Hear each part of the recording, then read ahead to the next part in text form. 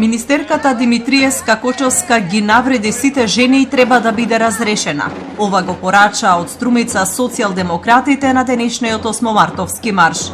Подпредседателката на СДСМ Фани Каранфилова Пановска рече дека десничарските политики се реална закана. Според неа тие сакаат да ги вратат жените назад и им ги негираат правата за кои се избориле, но и да ги сведат на улоги што не ги избрале.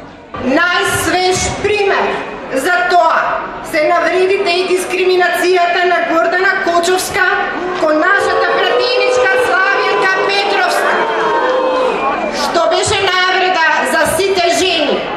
Овој инцидент не е изолиран случај, туку показател на подлабоката дискриминација со која што жените се соочуваат дури и кога се на највисоките позиции во општеството. Инцидентот од Македонското собрание беше во фокусот и во обраќањето на лидерот на СДСМ Венко Филипче. Тој порача дека е незамисливо вакви навреди да излезат од законодавниот дом, особено од жена кон друга жена. Голем срам е жена носителка на јавна функција да е таков непријател на друга жена. Со кој образ ли денеска ќе го честита, односно ќе го честитаат овој празник? Но овој ден не треба биде за лошите примери.